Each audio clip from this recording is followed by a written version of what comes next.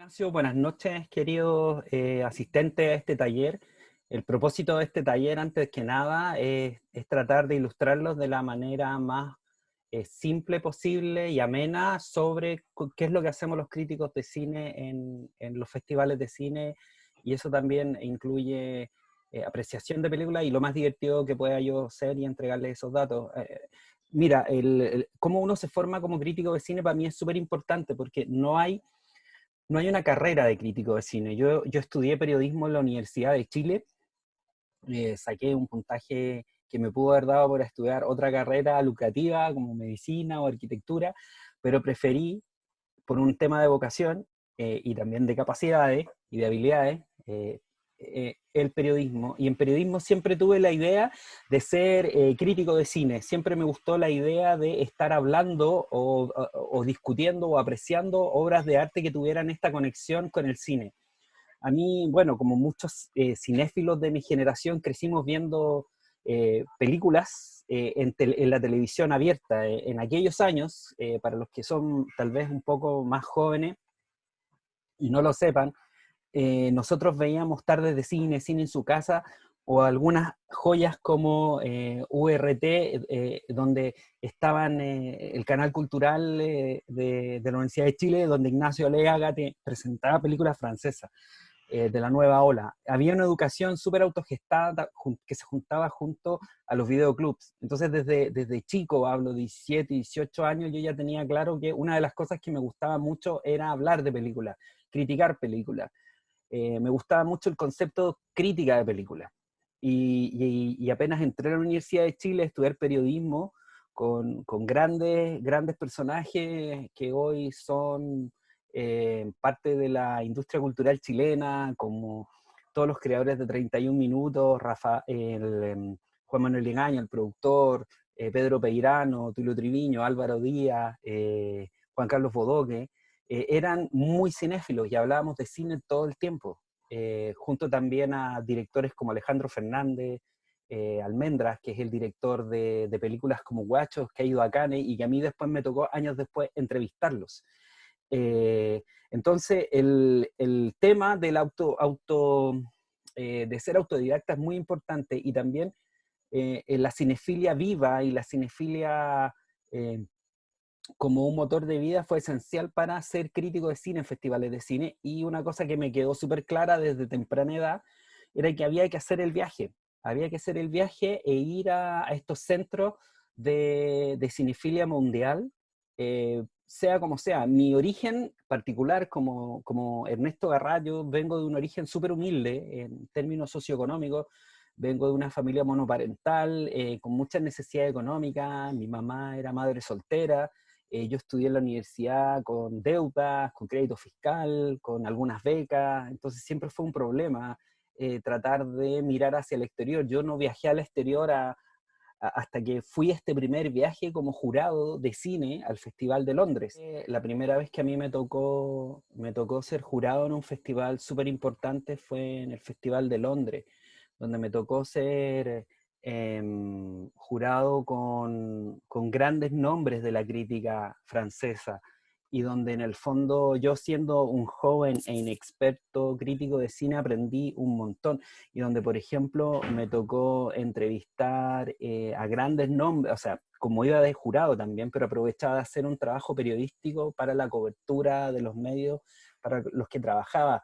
Y me acuerdo que en ese festival de Londres también me tocó entrevistar a una enorme figura como Catherine Deneuve. Fue la primera vez que pude tener contacto con ella dentro de un pequeño grupo de periodistas y tratar de a, convencerme de que estaba de verdad, de verdad, de verdad en presencia de una figura de esa estatura. Fue alucinante. Creo que hay que aprender a distinguir un poco eh, la fantasía que rodea todo este evento glamuroso, porque estás con celebridades, y tratar de aterrizarlos a un plano más serio y periodístico. Yo creo que esa noción y esa herramienta es fundamental para hacerlo. Pero lo que más me cuesta en este oficio, que llevo ya haciéndolo por 30 años, es perder la capacidad de asombro, porque a veces te enfrentas no solo a la celebridad, sino a un gran cerebro o a un gran director como Christopher Nolan o Denis Villeneuve, antes de que quizás se convirtieran en las grandes estrellas de la industria audiovisual del momento. Estoy hablando de los directores de Batman y del futuro director de Duna, por ejemplo. Entonces, hablar con esas personas antes de que se gestara la supremacía industrial que ostentan hoy en día, también es alucinante y es sumamente enriquecedor. Lo mismo con otros directores, que es algo que podemos ver después. Pero desde un punto de vista estrictamente personal, atesoro esos momentos del Festival de Londres, donde yo estaba completamente, era joven e inexperimentado, y estaba muy alucinado de poder enfrentar con esa facilidad y con esa energía las posibilidades de entrevistar a estas celebridades como Catherine Deneuve, y también la posibilidad de ver películas y que te trataran desde un punto de vista cultural con una importancia que uno no se lo esperaba en los medios chilenos, donde uno está como uno para la patada y el combo, y llegas a Londres y te tratan como con todo respeto, como una especie de sabio único y que merece todo el respeto. Eso te das cuenta un poco cómo en Europa y los países más desarrollados tratan a la cultura. El, el, el, el aspecto de la cobertura periodística y la crítica es tan relevante como los autores de las películas y sus creativos. Obviamente siempre el Star System y la celebridad gana en un contexto de popularidad y un contexto obviamente de atracción para la gente, pero desde el punto de vista de la organización de estos festivales como el de Londres, que es el primer festival grande al que fui invitado de jurado por ser un crítico de cine, es impresionante el respeto, la solemnidad y la altura de miras con la que te tratan. No te dejan en cosas súper simples, no te dejan en el peor hotel, no te dejan en el lugar más escondido, en el hotel más B. Te tratan con una solemnidad que tú dices, Dios mío, acá de verdad la cultura la respetan muchísimo. Y son muy atentos a escuchar lo que pasa en tu lado del mundo, porque para ellos en esa época, estoy hablando de hace unos 20 años atrás, venir de Chile era algo exótico, era algo muy particular y escuchaban con toda la atención del mundo. Y era muy interesante, Ignacio, como pararte desde esa capacidad de asombro, pero tener que asumir inmediatamente una posición más realista y acostumbrarte inmediatamente a esta como dimensión irreal en la que tú estabas introduciéndote. Espero que te sirva un poco la respuesta, pero así fue la primera inmersión en Londres, fue alucinante, fue increíble y muy pedagógica. Claro, me imagino que como cinéfilo joven tuvo que haber sido una experiencia bastante fantástica, pero también estabas, digamos, ahí por trabajo y también significaba estar a una altura distinta a la que iba cualquier persona, digamos. Me gustaría que siguiéramos conversando de Londres antes de seguir por otros festivales e ir conociendo lo que es la industria de los festivales por dentro, y que me pudieras tú contar un poco cómo fue ese proceso, digamos, de comenzar a ser crítico de cine en un festival tan importante como es el de Londres, en cómo te viste enfrentado a tratar, digamos, con tener que hacer entrevistas, cómo es el proceso de la selección de las votaciones de las películas, la curatoría misma, que toda esa cosa que uno como espectador no ve, pero que sin ello los festivales no se pueden, digamos, hacer, digamos. Es súper importante lo que tú señalas de que, de que en el fondo un festival de cine no es solo una muestra, un festival de cine de esas características como el de Londres, que forma parte de los festivales clase A, que después podemos hablar un poco de qué se trata eso, pero estar dentro de la maquinaria de un festival de cine como crítico de cine o como una persona que tiene que dar un veredicto a un jurado es súper exigente. Por lo general tienes que ver unas 4 o 5 películas diarias, depende claro de la selección, pero la selección de Londres era intensa, eran como unos 5 o 6 días, un poquito más, y tenías que ver hartas películas para poder llegar a deliberar. y tienes que deliberar además con miembros del jurado que tienen visiones súper opuestas y que en el fondo están en veredas completamente ajenas. Yo en ese caso, ahora que ya soy un poco más viejo y puedo poner mi punto de vista de una manera más suelta y más espontánea, pero en ese tiempo tenía mucho respeto por la opinión de los críticos de cine y personas que formaban parte del jurado al que yo también era llamado a votar. Eh, hay muchas cosas interesantes desde ese punto de vista que podemos contar, como por ejemplo, una cosa que siempre me gustó mucho, especialmente en el de Londres, es que no hay una... Era un jurado internacional, yo era el único latinoamericano, yo hablaba desde mi chilenidad en ese tiempo, desde mi propia educación, desde mi mundo. Yo vengo desde el mundo de la clase media, hablo desde el colegio fiscal, del colegio con números, Universidad de Chile. Entonces era súper interesante como ellos estaban muy abiertos y muy atentos y muy empáticos a mirar eso. Y también mis razones, me acuerdo que hablábamos de películas que eran, a mí me gustaban más las películas sociales o las películas que tuvieran un mensaje más cotidiano y que te hablaran de tú a tú. Los franceses o los ingleses que eran parte del jurado también estaban como más abiertos a otras películas que fueran de Europa del Este y que hablaran de otras realidades. Finalmente nos decidimos por una inglesa, pero fue un consenso. Era muy importante eso, y a mí me llamó mucho la atención, que yo siendo el eslabón más débil, que yo siendo el jurado más nuevo, perdón, se me cayeron unas cosillas, siendo yo el jurado más eh, como Nobel, ellos tenían la consideración de hacer valer mi propia opinión y ellos mismos bajaban sus propios candidatos para tratar de llegar a un puzzle que fuera una convención por todos, como se llama, las políticas de los acuerdos. Pero yo me sorprendí mucho porque no me imponían sus puntos y me sabían esperar, eran muy pacientes, yo estaba aprendiendo, o sea, si hubiera tenido un jefe chileno, un jurado chileno, les aseguro que me ponen la pata encima, me dicen, no, llevamos todos por este lado, como me ha pasado, los jurados acá en Chile pues suelen ser mucho más prepotentes, pero esos jurados y de mi experiencia en los distintos eh, combos donde he sido jurado, que no han sido poco en el cine internacional, en esa primera experiencia marcó una constante, que es política de los acuerdos, consenso, súper consensuado y discutido. Hacíamos hasta 3 sesiones para hablar de las películas y era el placer de hablar, de argumentar, de ver escenas, de ver por qué nos gustaba esta película, cuál era la mirada del director, qué eco social tenía, por qué importaba, ¿es una película falsificada para festivales o es una película real que quiere hablar de un hecho real?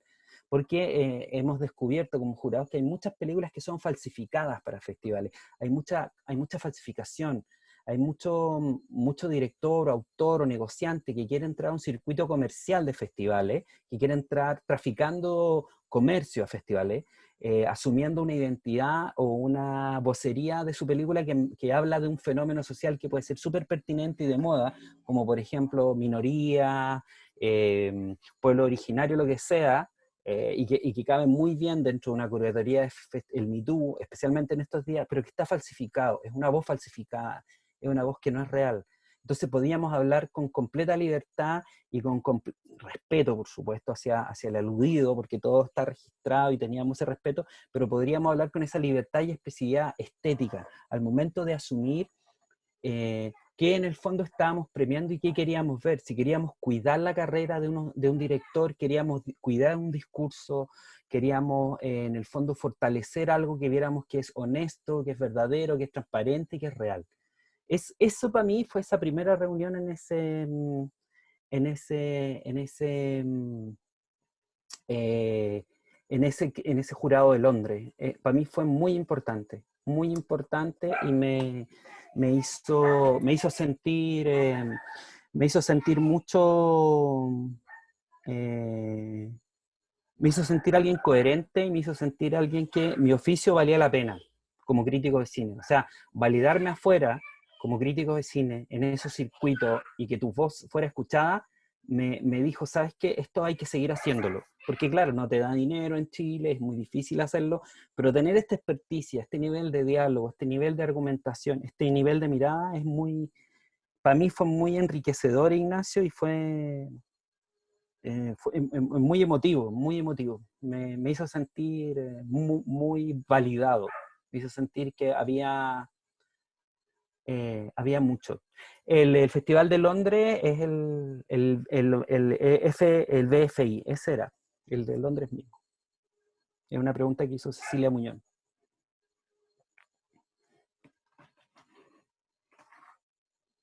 Oye, Ernesto, antes de seguir rumbo a Moscú, me gustaría saber si nos puedes decir qué película fue la que ganó ese año. ¿Cuál Sí, sí, escogieron?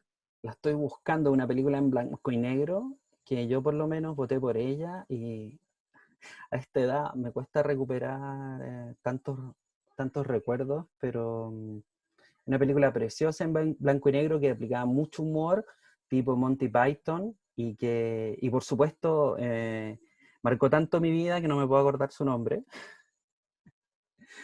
pero me acuerdo que pudimos comentar sobre ella, pudimos discutir sobre ella, y espérame, estoy buscando su nombre, no venía preparado, pero muy entretenida. Es una comedia que hacen dos autores de la... de la aquí está. Se llama Altra. Es una película de Benoit Delepin, de Bélgica y Francia, de 2004, y es una comedia muy entretenida, muy... se los voy a mandar por acá, que practica un tipo de parodia o humor tipo Monty Python acerca de dos vecinos que se odian y que los dos son atropellados durante una discusión. Y ambos salen del hospital en silla de ruedas y tratan de... Es bien absurda, pero funciona muy bien. Está dirigida por Benoit Delepin y Gustave Carven, que ellos han hecho una carrera de dueto bastante interesante a lo largo de su trayectoria. Tienen otras comedias más recientes como C'est Amour, I Feel Good, también francesas, y también Effet sur la historique, que han dado que hablar. En el fondo, cuando apoyamos a esta película y a este dúo de realizadores, dijimos, vamos a apoyar algo distinto, vamos a apoyar algo que está hablando contra la corriente, porque en el fondo la película Altra está hablando sobre cómo a veces odiamos algo y nos convertimos en eso mismo que hablamos. Es un humor surreal, es críptico, subterráneo, es extraña. Esta película se acomodaba dentro de todo lo que era muy distinta a lo que había en ese escenario de principios del 2000 en Londres, y por eso apostamos por ella. Y fue súper interesante ese triunfo. Se llama Altra, de Benoit Delepin, y es un tipo de película que hemos apoyado, por lo menos como jurados, cuando nos ha tocado valorar talentos nuevos y que están fuera de lo que nosotros usualmente conocemos como correcto o cotidiano. Una cosa que también tuve que aprender en ese festival, Ignacio, es que, eh, por ejemplo, el tipo de películas con el que uno creció, con esta influencia gringa que había en la tele y en el cine de esos años, y que es global, no necesariamente era el canon. Por ejemplo, el presidente del jurado de ese festival era Michel Simon, que es el crítico de cine más importante de Francia. El crítico más importante de Francia fue jurado conmigo en este Festival de Londres, y Michel Simon es tan importante que hay un premio Michel Simon. Michel Simon fue quien descubrió para los franceses el cine del chileno Raúl Ruiz. Recordemos que Raúl Ruiz ha hecho una carrera brillante en el extranjero, ha hecho una carrera descollante. Es tan importante lo que hizo Raúl Ruiz en vida que aún no sabemos en verdad cuántas películas filmó. Ya por lo menos después de su muerte han habido 3 o 4 películas póstumas. Él hizo más de 160, 170 películas en vida.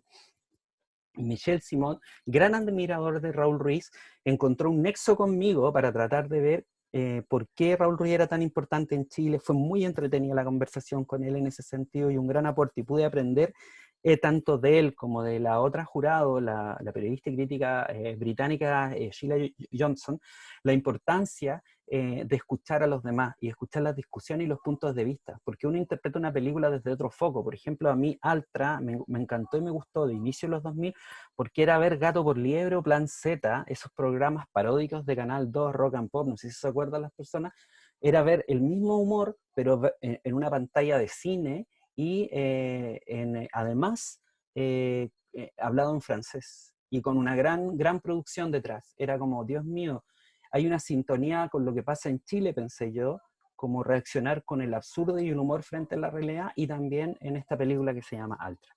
¿Contestó eso un poco tu...? Sí, fantástico. Salió otro tema bien interesante en esto que creo que también puede ser de interés cuando uno quiere como entender un poco cómo funcionan los festivales y también meterse en ello. Cuando hablaste de Ruiz, de Raúl Ruiz, claro, es un director muy prolífico, con una amplia carrera en Francia, muy reconocido, y en parte también ha sido visto y muy reconocido en muchos festivales internacionales. El 69, si mal me equivoco, lo premiaron por Los Tigres en Locarno, se ganó el Oso de Plata en Berlín, también ganó un César, un reconocimiento francés. O sea, yo creo que no hay festival por donde haya pasado Ruiz en donde no haya dejado un eco. Y en ese sentido, me interesa también que nos cuentes tú como crítico de cine dentro de un festival internacional, cómo es tener ese vínculo con cine chileno, o sea, como cubriendo el cine chileno primeramente tal, o como un jurado que tiene que evaluar películas que puedan corresponder a cine chileno, digamos. Sí, en el Festival de Londres no había películas chilenas en el año en que yo fui, principios de 2000. Pero sí, siempre en todos los festivales a los que voy de jurado o que voy a cubrir, es súper relevante la figura de Raúl Ruiz. O sea, Raúl Ernesto Ruiz Pino, su verdadero nombre, es siempre un punto de referencia para todos los cinéfilos cuando hablamos de cine. Es muy loco que un director, o sea, que un director alemán o que un director francés cite a Raúl Ruiz cuando está hablando contigo. En Chile no tenemos idea quién es Raúl Ruiz. No sabemos que es el director de cine más importante que ha tenido nuestro país. Nos quedamos en la foto tal vez de otros directores o de otras películas, pero es tan heavy cuando tú estás hablando con otro colega, por ejemplo, después de una jornada de mucho reporteo y ver películas en la costa francesa y estás comiendo a las 11:30, 12 de la noche, y estás hablando de las películas y de repente alguien te dice, que está ahí en un grupo, alguien te dice, sí, eso se parece a Raúl Ruiz. Y tú, wow. O sea, un tipo de otra latitud, de otro país, conoce tanto mejor a este propio cineasta chileno que nosotros mismos. Eso es súper crucial. Y también esa mirada universal, esa mirada que trasciende fronteras y que trasciende también lo que Raúl Ruiz llamó el conflicto central. Recordemos que Raúl Ruiz es casi un director absurdo, surrealista, que trabaja con justamente romper la estructura del conflicto central y diluir esa energía a lo largo de una película que funciona con su propia energía y sinergia, con sus y propias vacilaciones, lo que es muy europeo por lo demás. Y cuando entendemos ese fenómeno y entendemos que eso es aplicable a justamente cómo nosotros mismos podemos evaluar y hablar y percibir una película, eso te abre un mundo así. Es una manera muy pedagógica de aprender y valorar el cine. Por ejemplo, si yo les hablo, por ejemplo, de una película que ganó Cannes, como Los 400 golpes de François Truffaut, si la ponen hoy en día, o muchas personas no la han visto, van a decir qué película más lenta, qué película más fome, pero esos no son solo los adjetivos que esperamos a la hora de analizar esa película. Esa película puede ser fome o puede ser lenta, pero eso no la hace aburrida, digamos que menoscabarla con esos adjetivos de rapidez temporal y de inmediatez. Vivimos en un momento muy inmediato, y cuando uno va a un festival de cine durante 10 días o 12 días o 2 semanas, el tiempo se detiene. Y tú tienes la capacidad y tienes además la ventaja y el privilegio de ver películas que funcionan con otro tiempo. Es como hacer yoga o como hacer meditación, pero en el cine. Y tener esa capacidad, además, encima de, aunque todo ocurre, o sea, eso de meditación es solo un posible estado mental en la sala de cine, porque saliendo de ella es todo vertiginoso y no se detiene. Pero porque tienes que trabajar, en mi caso yo hago crítica y además hago reportaje, entonces tengo que hacer doble tarea. Peter Bradshaw, que es el crítico de cine de The Guardian, Inglaterra, es uno de los críticos de cine más importantes del Reino Unido. No soy su amigo, pero me he hecho conocido de él y tengo un buen vínculo profesional con él. Él solo va a hacer crítica de cine y siempre me lo topo en la sala de proyección, en Londres, en festivales, en Toronto, en Cannes, en Berlín. Pero yo, a diferencia de los periodistas de otros medios, yo tengo que hacer el reportaje, la entrevista y la crítica. No, Peter Bradshaw, por ejemplo, o Michel Simon, o, o Ao Scott del New York Times, que fue mi profesor Ao Scott fue profesor mío en un taller de crítica de cine de la Fundación Gabriel García Márquez. Fui a un taller con él, con otros alumnos de Latinoamérica y del mundo en Cartagena de India. Él va solo a ver las películas. No, es raro que ellos tengan que hacer esta función además de periodista. Allá en los países desarrollados, donde la cultura está realmente mucho mejor cimentada y hay un pensamiento crítico más desarrollado, la función del crítico de cine está súper separada de la del periodista. O sea, ellos entienden súper bien que son labores distintas y que el tiempo hombre en ver películas es algo súper necesario y que el público lo lee y le interesa. Aunque sea una película como de cinearte y más árida o más lenta, hay un público fascinado tratando de leer de eso, porque ha habido una educación de audiencia, porque ha habido una inversión de los estados y de los organismos privados para que la gente salga de esa cosa que decía Raúl Ruiz, de solo el conflicto central, de la historia del conflicto central, que no está mal, que está súper bien, y está súper bien manejarla a través de los géneros, como hablábamos ayer con Héctor Cabello Reyes, pero que en el fondo también podamos tener la capacidad para apreciar otras historias, otros mundos, otras referencias, otras cosmovisiones, otros seres humanos. Y ahí es donde este como detención del tiempo de los festivales ayuda muchísimo. Que como les digo, es detención por un momento, pero una vorágine por otro. Bueno, dice algo también muy importante, que cuando hablamos de esto, lo que es un festival de cine, hay distintas aristas, digamos, ¿no? Está la arista del crítico de cine propiamente tal, está la del reportero, y también está la del periodista que va a realizar entrevistas. Me gustaría que también pudiéramos ahondar al respecto en función a tu libro, Tardes de Cine, que nos puedas comentar. ¿Lo debes tener por ahí? Ahí está. Estábamos preparados, pero justo estaba ahí. Y que pudiéramos conversar en función también un poco a eso, ¿no? A cuáles fueron esas tardes de cine tuyas en los festivales. ¿Cuáles son las anécdotas que nos quieres compartir? Mira, Sí, Nicolás parece que lo tiene porque dice, qué gran libro. Nicolás, ¿te gusta? Sí, lo tienes también. A todo esto es súper bueno el dato de que pillaste completa la película. ¿En serio, Nicolás? A ver, veamos. ¿Encontraste completa la película a la que yo me referí, Altra? Ah, qué bueno, está en YouTube, véanla. Qué bueno que la encontraste. Es una película súper interesante, súper importante, por lo menos para mí como jurado, como tan importante que no me acordaba de su nombre. Pero más allá de eso, y me falla la memoria, digamos que son tiempos estresantes, la pandemia y todo lo que pasa en Chile, son tiempos súper estresantes y angustiantes para uno, así que es muy agradable poder hablar de esto. Y nada, Nicolás, sí, yo quería hablar de esto un poco. Este libro yo lo pude realizar en gran parte a los festivales de cine. Este es un libro que sacó Ediciones B el 2012, en donde pude publicar entrevistas que yo le he hecho a Guillermo del Toro, Pedro Almodóvar, Alejandro Amenábar, Alex de la Iglesia, Francis Ford Coppola, Martin Scorsese, Quentin Tarantino, Terry Gilliam, Stephen Frears, Peter Greenaway, Duncan Jones, el hijo de David Bowie, Michel Gondry, David Cronenberg, Clint Eastwood. Sin Cannes y sin los festivales de cine yo no hubiera podido hacer este libro que trae entrevistas a todas estas personas, que yo crecí admirándolos. O sea, claro, y como uno periodista y todo tiene que tratar de sacarse la admiración de encima. Pero todo eso fue gracias a los festivales. Y me acuerdo, para contar un par de anécdotas súper super heavy, o súper entretenidas, que David Cronenberg, por ejemplo, no sé si conocen a David Cronenberg.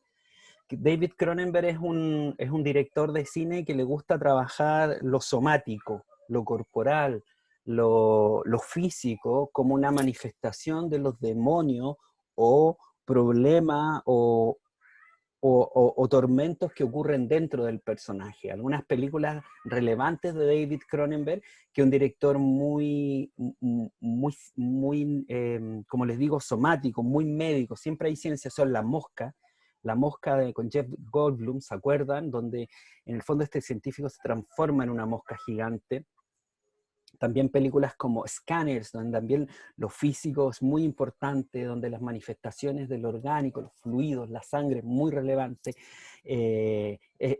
También otra, Videodrome con James Woods o otras películas de ese tenor, son películas muy orgánicas, son muy biológicos, exacto, Cecilia. David Cronenberg es muy biológico. Entonces, a mí me tocó entrevistar a David Cronenberg 2 veces y yo soy latino. Yo soy una persona latina, me gusta dar la mano, me gusta eso de los europeos que se den 2 besos, creo que uno tiene esa proxémica latina.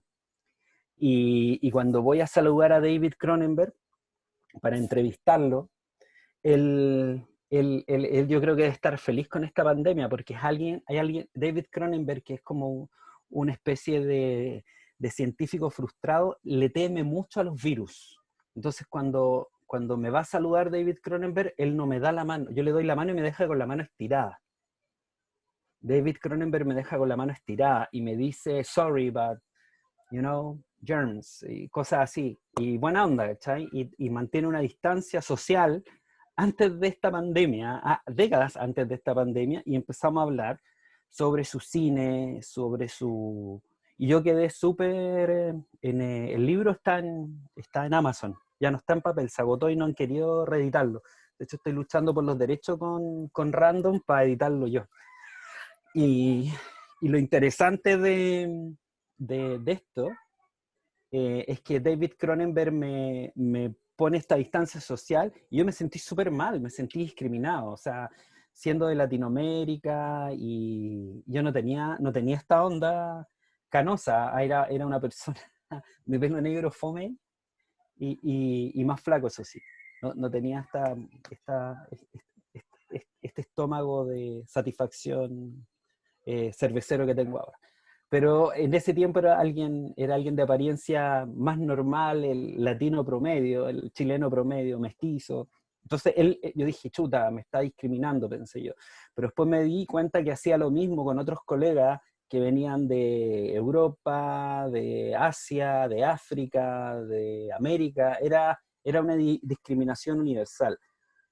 Y hablamos súper bien, súper entretenida en la entrevista. Él de verdad, muy bien, se reía de nuestros comentarios, de mis comentarios, lo pasé súper bien en la entrevista y se relajó súper bien, me contradijo algunas preguntas, me dijo, sabes que no es así, pero te entiendo, aquí y allá, fue súper, súper bueno. Y yo me considero alguien simpático y de risa fácil, y cuando estábamos despidiéndolo, le digo, puta, Mr. Cronenberg, I enjoy a lot your chat, you are a genius. Y le hago así de manera automática. Y él me da la mano, me dice, thank you, man, y todo, así. Y yo dije, y como que nos miramos, y hicimos, ups, y yo sin querer lo contaminé con mis genes chilenos. Y fue como, ya, no importa, pasó. ¿Cachai? Eso fue una anécdota que involucra un poco cómo alguien baja las defensas, literal, y todas sus manías y sus talks que tienen que ver con la limpieza y ser aséptico y ser súper, así como no voy a contaminarme de ti porque le tengo miedo a los virus, como pasa en el cine de Cronenberg, con la picardía del chileno lo logramos y contaminamos a David Cronenberg con nuestra chilenidad. Esa fue una súper buena anécdota que me encantó hacerla y me encantó llevarla. Y fue muy bonito porque además fue muy cordial y respetuoso. Y otra anécdota es muy bonita también, para mí fue entrevistar a Michel Gondry. Michel Gondry es un gran director de videoclips. Me encantan los videoclips que dirige él, como Chemical Brothers, Star Guitar. Para mí, Michel Gondry es francés, que es un autor de los mejores videoclips de la década de los 90 y 2000. Y además es autor de una película formidable que se llama Eterno Resplandor de una mente sin recuerdo. Para mí entrevistar a Michel Gondry siempre fue un anhelo, pero estando en Chile entrevistar gente es súper difícil. O sea, si yo ahora con Zoom y tal vez con el nombre que uno tiene y el circuito que uno ha logrado es más fácil, pero en ese tiempo, estando en Chile, nadie te daba entrevistas, nadie. O sea, ya llegar a un manager o un publicista, que es algo que lo podemos hablar después, el método que uno tiene para conseguir esta entrevista es muy difícil. Pero estando en el Festival de Cannes, en la sala de prensa, que es una sala de prensa impresionante, es una sala de prensa fabulosa, que tiene por lo menos 3 instalaciones, hay una terraza donde uno puede escribir y concentrarse, que está en el techo del palais. También hay 2 salas donde hay wifi, y ellos te ayudan con la red impresionante, y otra con una dotación de equipos de primera generación, para imprimir y hacer, o sea, todavía hay gente que imprime, como yo, que somos más viejitos y necesitamos papel, y es fantástica. Y yo estaba en esa sala de prensa mandando muchos correos, pidiendo entrevistas, entre ellas a Michel Gondry, que era presidente de la premiación de la Palma de Oro a los mejores cortometrajes. Todo sirve, o sea, si ves a un jurado famoso, pides entrevista, y me resultó. Recordemos que Eterno Resplandor de una mente sin recuerdo es una película con Jim Carrey, donde él quiere evitar que sus recuerdos sobre su exnovia, interpretada por Kate Winslet y que se llama Clementine, sean borrados de su cabeza. Y es una película que ocurre dentro de un hombre que no quiere olvidar sus recuerdos, mientras los recuerdos son borrados por una tecnología de punta que se encarga de eso, de borrar tus recuerdos dolorosos.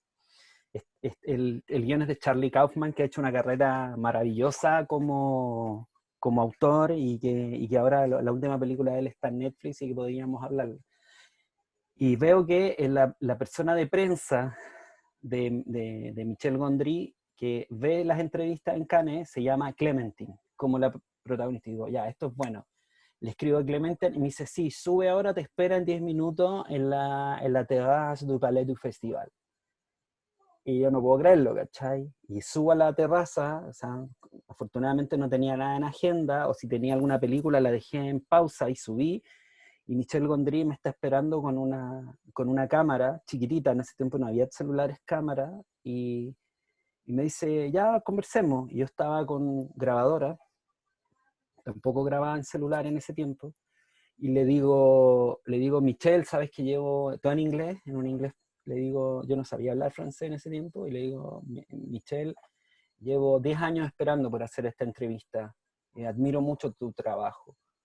Y él me dice, ¿en serio? Te voy a grabar, te voy a grabar porque es primera vez que me dicen algo así.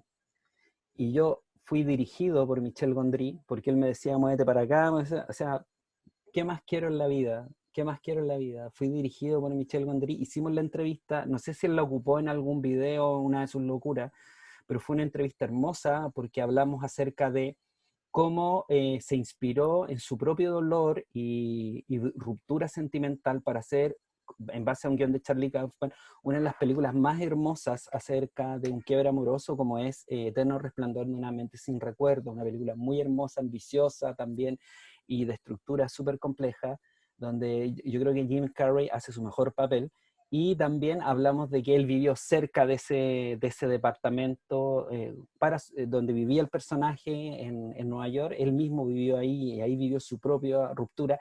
Y también del método que él tiene para sus ideas, que es en el fondo anotar día tras día, como si fuera una religión o un método muy estricto, sus sueños para nutrirse y estar constantemente con todos sus sentidos y dimensiones de percepción abiertas, y así la creatividad puede entrar y fluir correctamente dentro de su proceso creativo. Todo eso, o sea, como que para él los sueños, literal, los sueños son muy relevantes a la hora de hacer una película. Todo eso lo pude hacer como gracias a Cannes y estar atento y estar con la antenita y los radares muy atentos. O sea, por un lado, logré contaminar a David Cronenberg con gérmenes chilenos y fui dirigido por Michel Gondry. Bueno, esto, ya conocemos tu faceta de bacteriológica, también la de muso de un director, pero me gustaría también conocer si tuviste algún momento donde pasaste algún mal rato, algún director tosco o algún personaje. Yo me imagino que deben ser muy extraños, no sé, Quentin Tarantino no se me hace una persona de fácil trato. Si tienes alguna experiencia como que sea del otro lado, sería Sí, también... no, en Quentin Tarantino también está alojado en este libro. Fui al Festival de Venecia, eso fue una locura. Fui al Festival de Venecia a cubrir, fue un año en que fui a Toronto y Venecia. Toronto y Venecia ocurren al mismo tiempo, ocurren y están superpuestos. Entonces yo cometí el error de viajar a los dos, pero tomando vuelo, después volví a Santiago, Chile, por temas familiares, y después volví inmediatamente a viajar a Venecia, y cuando llego a Venecia, afortunadamente daban las mismas películas que en Toronto, entonces pude concentrarme más en lo de Tarantino, que Tarantino era presidente del jurado, y en ese Venecia, era la película Post-Mortem de Pablo Larraín, la favorita para llevarse el León de Oro. Yo o sea, me invitaban a programas de radio. Me acuerdo que estuve en un programa de radio eh, con Santiago, ¿cómo se llama? El director del Día de la Bestia, Ignacio, el español. Alex de la Santiago, Iglesia, y Santiago. Alex de la Iglesia, perdón, claro, estuve con Alex de la Iglesia en un programa y estábamos pronosticando juntos. O sea, yo era invitado estrella al lado de Alex de la Iglesia. De hecho, Alex de la Iglesia, este gran director español, le pedí que me dibujara un papelito porque estaba haciendo dibujo. Le dije, ¿me lo regalas así como para el futuro y para venderlo después en eBay cuando haya necesidad? Porque esto es periodismo y uno tiene que estar preparado para el futuro. Y, y estábamos en eso en Venecia y llega el resultado del festival y resulta que Quentin Tarantino decide o sea, el León de Oro para una película de Sofía Coppola que, que se llamaba, Nowhere, una película ambientada en Hollywood, una película que se llama Somewhere, una película ambientada en Hollywood, ambientada en este Hollywood un poco decadente, y que es la relación de una niña de 11 años con su papá, que es un poco un actor B, y todo ocurre en el lujoso y misterioso hotel Chateau Marmont de Los Ángeles, California, que es un hotel así súper super cool y legendario.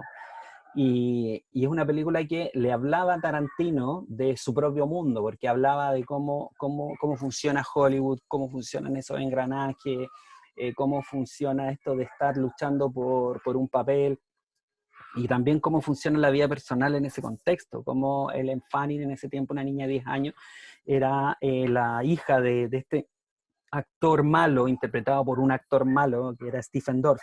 Es como un poco lo que hace Joey Tribbiani en Friends, que el actor que hace Joey Tribbiani en la serie Friends hace de un actor malo haciendo de un actor malo. Entonces, ese ejercicio de espejismo y de espejo de Hollywood le encantó a Tarantino. Y al momento de entregar el reconocimiento, que por lo demás tenía un componente muy escandaloso, porque Sofía Coppola había sido novia de Tarantino, La prensa chilena que estábamos ahí, mi colega de la tercera y yo, le hicimos el comentario a Tarantino de que qué le parecía haber premiado esta película, que además él tenía una relación, había tenido una relación con cuando la favorita era la chilena.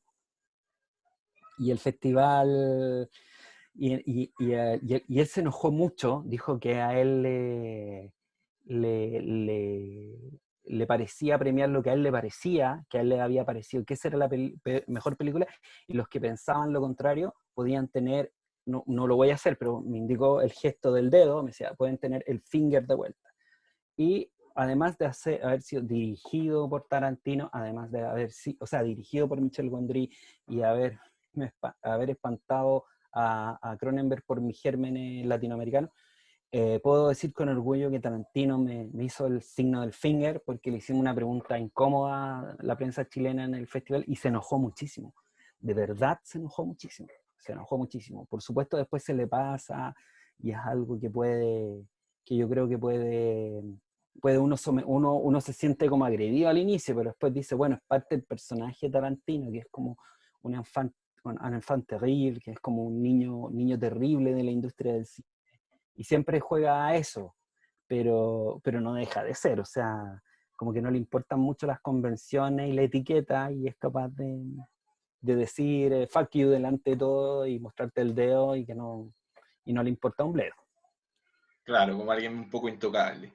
Oye, Ernesto, me parece interesante volver a Londres por una pregunta que hizo Gabriel Caballería que me parece súper interesante y creo que podríamos también andar ahí un poco también Para para seguir un ver orden. el funcionamiento como esta industria de festivales. Y él pregunta, ¿cuánto influye en la percepción del crítico el idioma de la película y su habilidad en ese idioma? Sí, yo creo que es súper crucial lo que tú estás diciendo. Mira, el Festival de Cannes, por ejemplo, es que hay una cosa que nosotros como hispanoparlantes y que consumimos mucha película con subtítulos tenemos como una ventaja. Nosotros como hispanoparlantes tenemos como esa capacidad de doble o triple lectoría.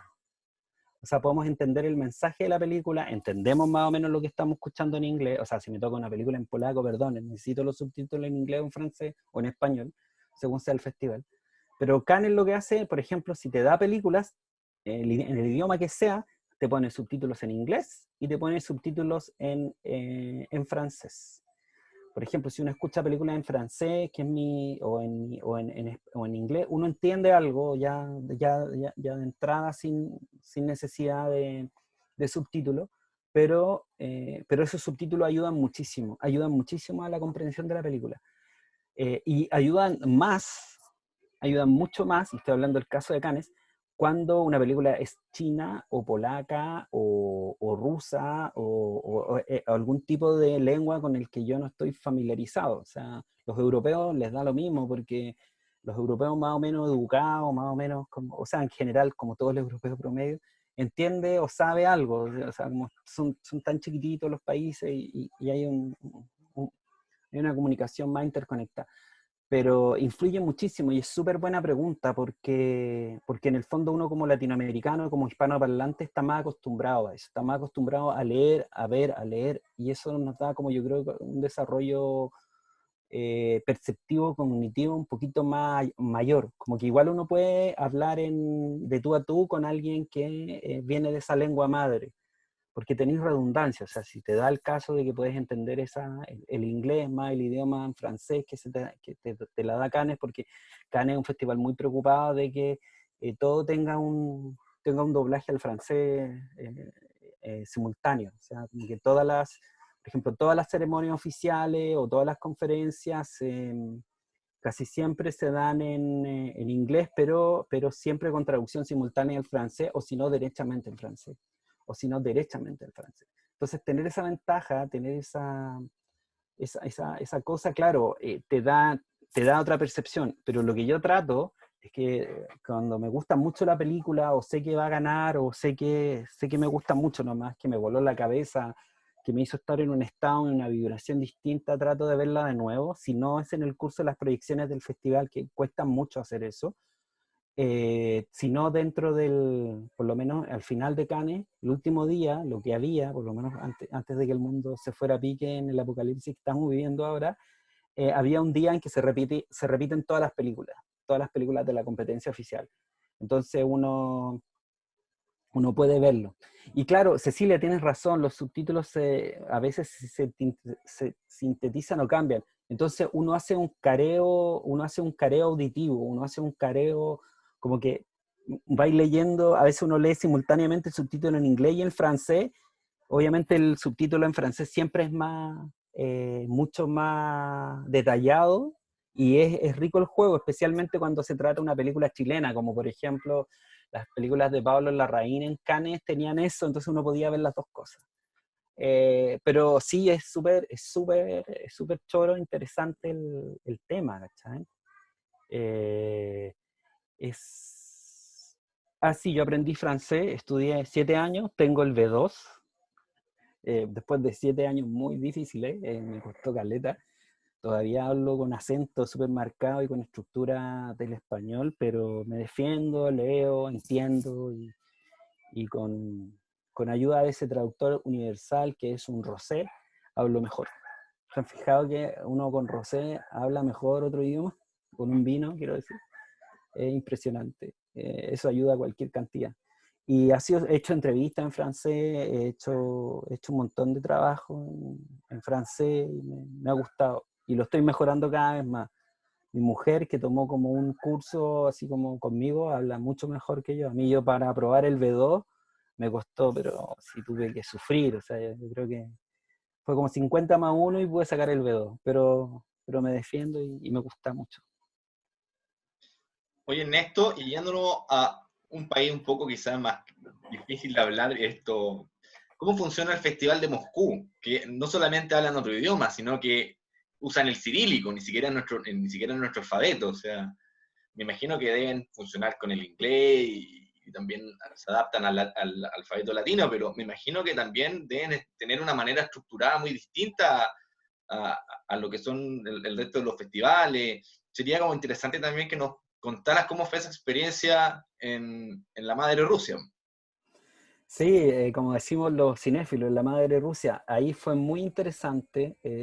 Yo era joven e indocumentado también. Ese fue mi segundo festival importante. Eh, Fui en 2006, creo, en el 27º Festival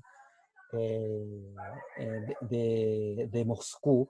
Es cierto, es cirílico, uno no entiende nada, es otro alfabeto, y tú piensas que, o sea, uno en Chile sabía hablar inglés, o sea, yo aprendí solo a hablar inglés y viendo películas, leyendo cómics que me encantan, leyendo libros en inglés, que también me encantan leer libros en inglés. Y uno pensaba que el promedio tal vez los moscovitas podían hablar inglés. Cuando tú vas de jurado hay una estructura que se llama los o las ángeles, siempre me han tocado las ángeles, que son personas jóvenes que tienen una súper buena educación, saben idiomas, que son cinéfilas y que trabajan eh, bajo el festival para justamente orientar a distintos invitados y ayudarlos con como por ejemplo, cómo llegar a las salas de cine, cómo participar de las distintas actividades que tienen que participar, ayudan a coordinar. Son los ángeles.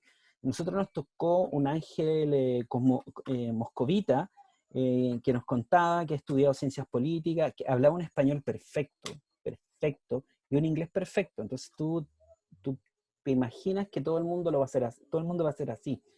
Pero cuando nos soltaban a las calles de Moscú, de ese año, de ese tiempo, te das cuenta que o sea, nadie sabía hablar inglés, menos español, solo las élites muy educadas.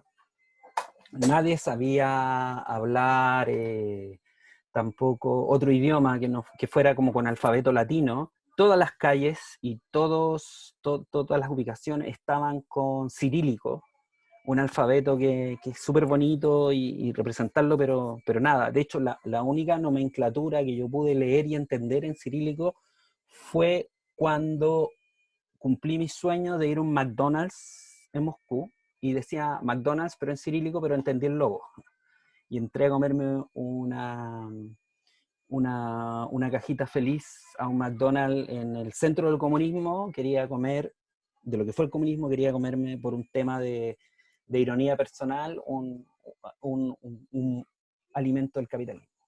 Pero fuera de esa broma personal, fue muy difícil orientarme. Piensen que en ese tiempo no existía Google Maps, no existía Internet, yo no tenía teléfono inteligente.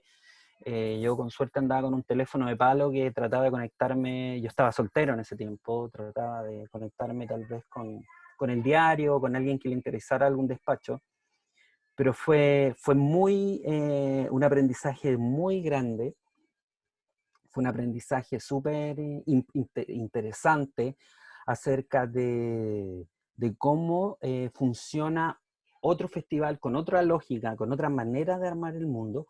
Y ahí fue a ese festival fue la película chilena La Última Luna de Miguel Litín, que fue a selección oficial, estaba compitiendo por el premio principal del festival, y también me trataban súper bien. O sea, de nuevo era como un invitado estelar. De hecho, era como que uno se tenía que hacer así. O sea, uno que ha bailado con la fea, era como, Dios mío, estoy viviendo un sueño. Y te trataban profesionalmente súper bien. Era muy interesante. Les voy a mandar el reporte que hice. Tengo un reporte, les puedo compartir acá de repente para los que quieren interesarse. Y el director del festival era en ese tiempo Andrei Konchalovsky, el director que fue asistente del gran Tarkovsky, y que además ha hecho una carrera propia como cineasta. O sea, yo estaba en ese mundo donde lo más parecido al español que tenía, porque yo era el único hispanoparlante, era un colega de Portugal, Rui Tenguina, y también un colega de Rusia que se esforzaba mucho por hablar inglés, pero que en verdad era medio difícil, en un clima muy helado.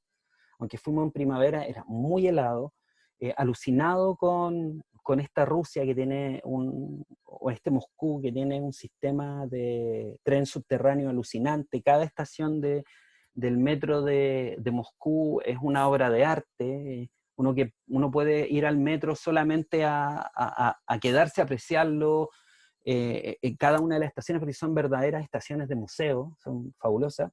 Y estaba en ese mundo, viendo cirílico, yendo a veces a comprar al supermercado, en vez de comprar el cuarto de mortadela que uno solía comprar en el Chile real y de interior al supermercado. Decía, me da un cuarto de mortadela y un pancito. Íbamos a comprar, porque íbamos sin viático, íbamos a comprar al supermercado lo más barato que era, ya que era el caviar, era la mortadela. Era como, oh, estoy comiendo caviar en la esquina acá, con los cabros, los otros críticos de Rusia, de, de Portugal y todos lo mismo, porque es muy caro, o sea, muy caro, era súper caro Moscú, súper caro, y comiendo caviar en la cuneta, así, porque es lo más barato que vendían en el supermercado de consumo, así como, era el chiste además, hicimos el chiste, así como the joke.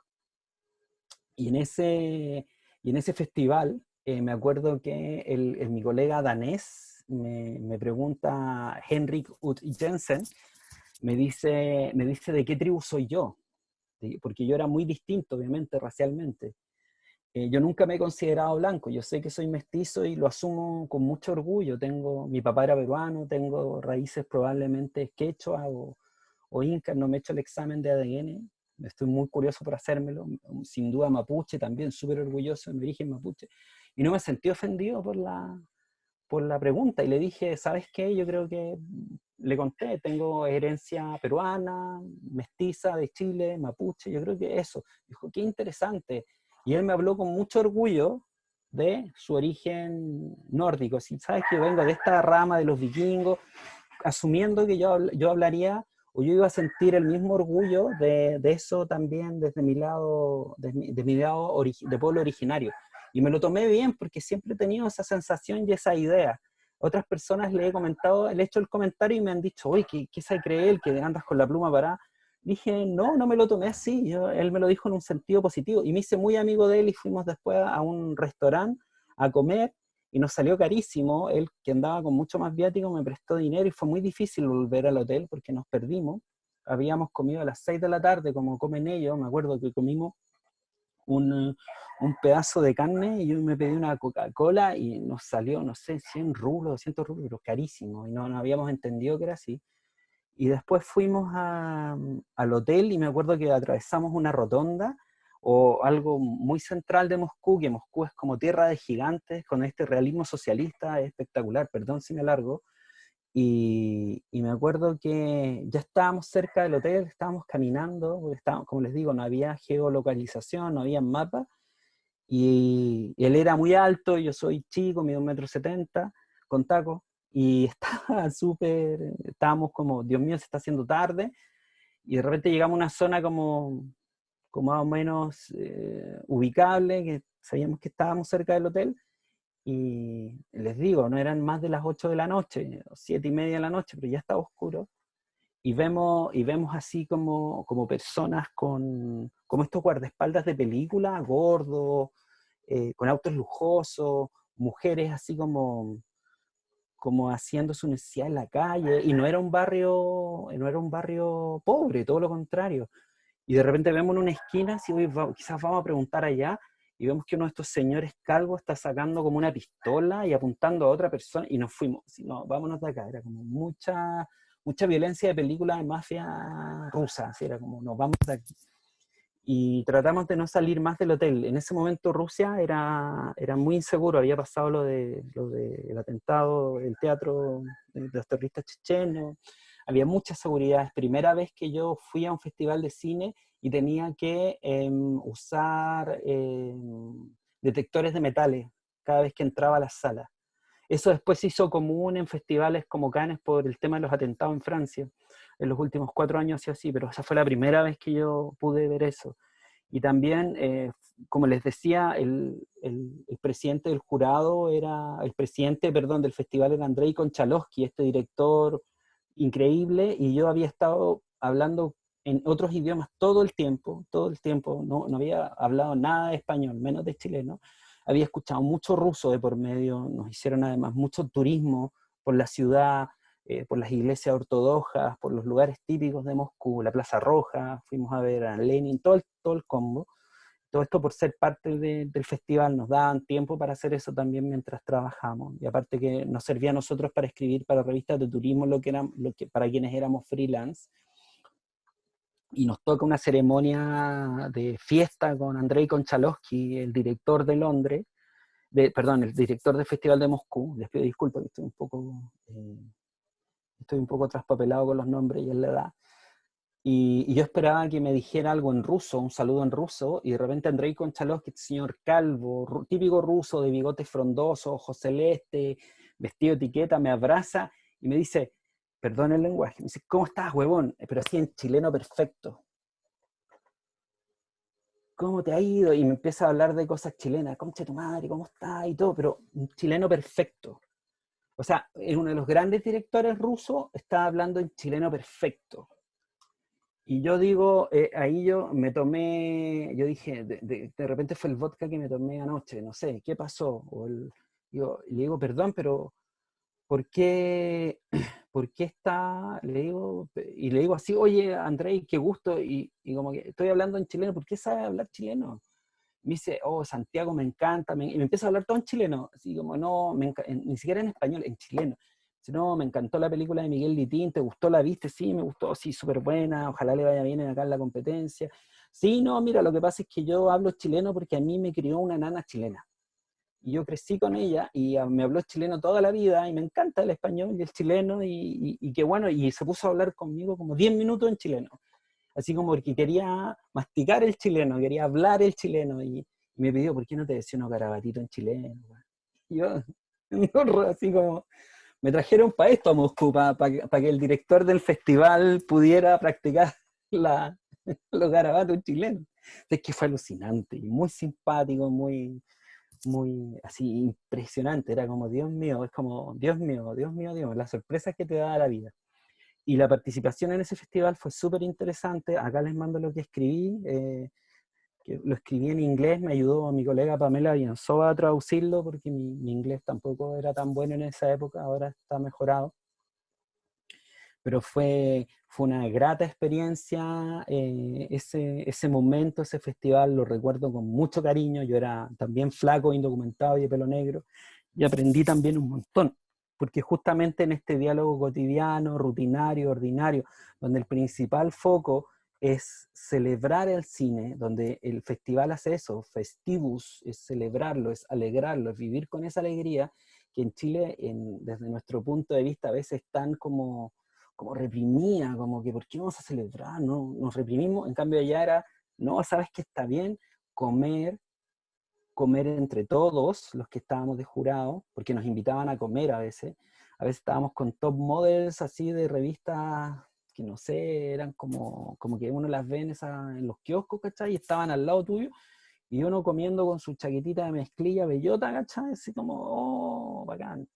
Pero era la discusión lo que nos movía, la hermosa conversación que había en torno a los filmes que vimos, como por ejemplo la película chilena La Última Luna, que fue la que a mí me gustó mucho del festival, porque era un tema que me gustaba, además que fue con Tamara Costa, y fue producida por uno de los productores que ahora mismo estoy ayudando a ver un libro sobre él, o unos prefacios y unas entrevistas a Abdullah Omívar. Abdullah Omívar, que es un explorador, antropólogo y gran mecenas del cine chileno, fue productor de esta película, y le tengo mucho cariño por eso también, porque es una película que está rodada en Tierra Santa, que habla del conflicto del Medio Oriente, pero también tiene este input de la visión del director Miguel Litín, que también reconoce sus orígenes de familia allí, y también del mismo productor Abdullah Omívar, que recordemos es erudito, antropólogo y viajero iraní que está radicado en Chile hace ya 60 años, pero que viajó 10 años con su hermano Isa Omívar por todo el mundo, y para mí fue muy bonito ver esa película con todo ese conocimiento, porque habla en el fondo, lo universal no solamente es hablar de tu villa, sino también de los viajes que ha hecho para llegar a eso. Gracias a ti, Pauli. Muchas gracias por venir. Eso, Ignacio, Moscú para mí fue un gran aprendizaje también, porque pude tener estas experiencias y estas conversaciones con Andrei Konchalovsky. Me habló, hablar de Tarkovsky en chileno, hablar de lo que significa participar en eso, y de la idea del goce del cine, de la alegría del cine, de que el cine puede ser una alegría en nuestras vidas. Finalmente, las historias que vemos en pantalla y que nos congregan por ese amor al cine producen otras historias que nos dan mucho goce y alegría también. Y para mí eso ha sido un aprendizaje maravilloso a la hora de ejercer mi oficio y mi profesión de crítico de cine y de difusor de películas y de directores e historias que nos conmueven o nos tocan o nos hacen pensar, o todas las anteriores. Claro. Bueno, yo creo que vamos a poder verlo más adelante en la segunda parte de este taller, que va a ser el día jueves a la misma hora, pero también sería interesante ir adelantando un poco el tema, como en esta situación en la que nos encontramos, que prácticamente todos los festivales internacionales de cine, muchos no se pudieron realizar, muchos se tuvieron que reinventar. La industria tiene que mutar de cierta manera. Volveremos a lo de antes, ya será, digamos, el momento de abocarnos a lo digital. ¿Cuál es ese sello, digamos, que tú notas que es distinto de una película de festival a una película comercial? Esas películas que solamente las puedes ver en esa oportunidad probablemente, y después, si es que la internet te da la posibilidad de verla, bien, pero esa curatoría, esa cosa distinta que tienen los festivales de cine, ¿no? Independiente cuál sea la que gane, es el catálogo que Sí, hay. hay una cosa que es súper importante. Yo colecciono los catálogos, también colecciono las credenciales. Todas esas cosas que ven ahí son algunas de las credenciales que he logrado en mis festivales y eventos de reporteros. Solo algunas, o sea, no tengo todas, porque mi señora las votó. Pero después trato de ponerlas ahí. bueno, a veces es como cuando agarran tu colección de cómics así de Superman y te la patan, pero ahí están. Y para mí, contestando tu pregunta, un festival de cine como una experiencia en salas, pero un festival de cine es irreemplazable, porque el festival de cine no solamente, puedes ver un festival de cine en línea, he visto varios ahora, y creo que son una nutritiva experiencia para el alma y sirven mucho, pero todo se complementa más cuando, por ejemplo, esta conversación, si la tuviéramos presencial, la tuviéramos en un evento, creo que subiría un poco. O sea, tener esta conversación creo que es súper bonito para que nos ayude un poco a celebrar lo que es el cine. Pero cuando es, por ejemplo, en vivo o es parte de un millón de actividades, es fabuloso. Por ejemplo, en ese sentido para mí es irreemplazable. No acepto la idea de que volvamos a vivir, o sea, de que vivamos nuestra vida ahora encerrados y que espero sinceramente que el otro año nuestros queridos científicos y el sector ciencia, en donde hay que invertir todas las buenas vibras y todos los presupuestos posibles para que encuentren una vacuna pronto. Si logramos sortear eso pronto y se vuelve a reactivar la vida en distintos sectores y facetas, creo que volver a los festivales de cine va a ser fabuloso, porque uno va a aprender a valorar más lo que tiene, o sea, el aspecto de una reunión presencial, saber que estás viviendo, reírnos al mismo tiempo de algo, o llorar al mismo tiempo, asombrarnos al mismo tiempo por algo, en el mismo lugar, en el mismo momento, es una sincronía irreemplazable. Por ejemplo, cuando termina una película en un festival como Toronto especialmente, porque Toronto es un festival, y es algo que podríamos hablar después, un festival mucho más ciudadano y pensado por los habitantes de Toronto, no para la industria, la gente pregunta cuando en las primeras proyecciones, las galas, especialmente la sección gala, después de la proyección hay una cosa que se llama Q&A, Question and Answer. Y en esos lugares la proyección termina, sigue encendido, y las personas, el director y los actores, con un traductor o un host, contestan las preguntas del público. Y estoy hablando de salas de 1000, 2000 personas que se quedan llenas esperando esa conversación. Y donde le hacen preguntas súper bonitas e inteligentes y que no necesitáis, ahí te das cuenta que como que no necesitáis 5 años de estudios para hacer una buena pregunta. Lo digo en el caso de los periodistas, es pura sensibilidad, es puro escuchar la voz del cinéfilo puro. Y eso es súper bonito. Aparte que en esos países, Toronto y en esos países, Berlín, las audiencias están súper bien educadas, súper sensibles a lo que quiso decir la película.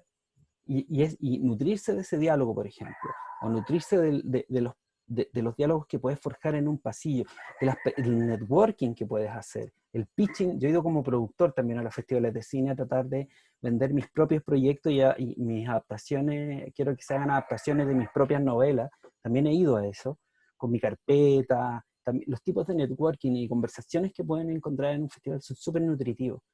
Y siempre se hace en un marco festivo, en un marco donde tenemos la posibilidad y la capacidad de hablar con otro tono más relajado. No es ir con todos saben que estamos vendiendo algo, pero mientras tanto estamos celebrando la idea del cine. Es algo que a mí siempre me ha gustado y me ha encantado de la idea presencial de ir a un festival de cine. Por ejemplo, y es algo que tenemos que tener en cuenta a la hora de decretar que vamos a reemplazar a los festivales de cine o las muestras de festival de cine por, por modo streaming. Creo que todavía no me resigno que así sea. O sea, espero que, como les dije anteriormente, espero que se pueda encontrar pronto una cura, espero que con las debidas precauciones se puedan hacer festivales presenciales y que podamos todos disfrutar de eso. O sea, yo les recomiendo a los periodistas, les recomiendo a los cinéfilos que vayan por lo menos una vez en su vida a un festival de cine a vivirlo, a disfrutarlo y a conversarlo y a girar en torno a esa cinefilia. Es algo tan interesante, me imagino que es como para un fanático del fútbol ir a un mundial. Es lo mismo. Uno cuando va a un mundial como espectador o como periodista está disfrutando los 90 minutos en la pantalla de lo que sucede en ese match. Uno como fanático del cine cuando entra a una sala de cine como la Sala Lumière, cuando tiene ese acceso privilegiado, yo afortunadamente a Cannes siempre fui con la tarjeta blanca. Cannes es muy criticado porque es una pirámide social para el acceso a periodistas. La blanca la tiene el New York Times, Variety, y yo la tenía, que es la Presse Soirée. Y me tienen reservado lugar en las funciones de... O sea, cuando estoy es especial para mí, o periodistas con mi nivel de trabajo, porque mientras estás escribiendo, mandando el despacho, haciendo el video que tienes que hacer ahora, en estos tiempos, y alguien viejito como me cuesta, y vas a esos festivales, y vas corriendo a entrar a la última película que sabes que va a ganar la Palma de Oro, y te tienen el asiento reservado, es como ya, genial, ves la película y después paras de nuevo a correr hasta las 11 de la noche que está abierto el Palais, y por la diferencia de horarias son los horarios que yo tengo para mandar mis despachos a Chile. Y eso para mí, ese ritmo, ese aprendizaje, ese aprecio por lo que uno hace es impagable de manera presencial. Como te digo, es como estás todo el día pensando, es como 24/7 pensando en el cine. Cuando llegas a tu hotel, bajar la adrenalina después, y no puedes, porque estás examinando todo el programa de mañana, estás viendo cómo se vendrá, y dices, ¿vendrá tan buena la película de Kate Blanchett, que ganó la Palma de Oro por la película de La vida de Adele? ¿Será tan buena la nueva película de Spielberg? Me salió la entrevista con Brian De Palma, wow. Es como, tengo que preparar la entrevista y no te das cuenta, ya son las 2, 3 de la mañana, tienes que levantarte a las 7 de la mañana para bañarte, tomar el café que te dan en el hotel, que últimamente quedé en un hotel súper bien ubicado, en Cannes, que me pagaron me ha invitado al festival todo este tiempo, porque les gusta mi trabajo, les ha gustado siempre mi trabajo, y tienen ese subsidio a la prensa extranjera que les gusta la cobertura, porque saben que así funciona bien. Es imposible que mi medio, que el Mercurio, la Tercera, el medio que sea, me pague el hotel y el pasaje. Eso es imposible, eso no va a ocurrir, menos ahora con la crisis de los medios. Entonces todo eso es súper valioso.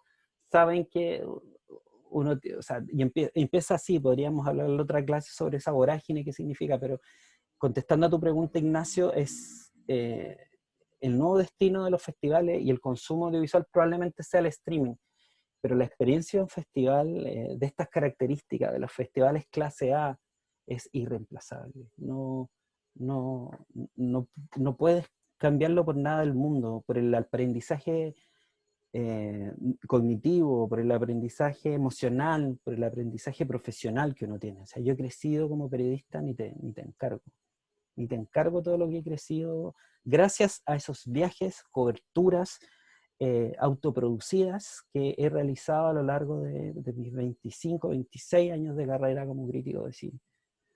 Todos estos viajes me los autogestiono. Muchas veces los medios no tienen o no tenían los medios, tenía yo que producirlos, porque sabía que era importante. O sea, si bueno, tengo un libro sobre eso y podría hacer más. Tengo otro libro que se llama César Nesla, para los 70 años de Cannes, el director general o sea, el delegado general del festival, que lo podemos hablar en la otra sesión, de cómo funcionan, porque los festivales funcionan con miradas de sus curadores. Y Thierry Frémaux es el curador general de Cannes, y él me invitó a escribir este libro sobre los 70 años de Cannes con otros críticos. Y yo estoy acá, ¿cachai? Soy de los 2 o 3 latinos que estamos y hablamos de cine. Y yo hablé acá de lo que representa el cine y de un año muy particular que me resulta crucial. O sea, esas oportunidades te dan estos festivales, ese crecimiento, ese networking, esa exposición, hecha estrictamente desde la meritocracia. No es como en otros trabajos, especialmente en Chile, donde la meritocracia no existe. Por eso también yo quería apuntar a esos festivales, porque mi trabajo iba a ser valorado en su justa medida por lo que es, no por si conozco a alguien o voy al mismo colegio. Y esa libertad que encontré en la manera en que medían mi trabajo en los festivales de cine, también me motivó mucho y me motiva mucho a seguir yendo. es súper bueno, y aparte el acceso maravilloso a todos estos artistas bacanes, ¿cachai? Claro, porque al fin y al cabo es más que mostrar películas, también hay actividades asociadas, hay un diálogo, Claro, va mucho por más. eso, por eso en este festival que estamos haciendo con los Barnechea es tan crucial todas estas actividades que estamos haciendo en la tarde, es tan importante y relevante, ¿cachai? O sea, no reemplaza una actividad presencial, no reemplaza la energía o sinergia que uno puede entregar en un momento con un entrevistado, con las risas, con la complicidad, con la full atención. O sea, seguramente ustedes ahora están poniendo atención, pero cuando están en un evento así tienes que poner mucha más atención. No tienes distractores, no tienes WhatsApp, no tienes esos elementos. Pero es muy bacán.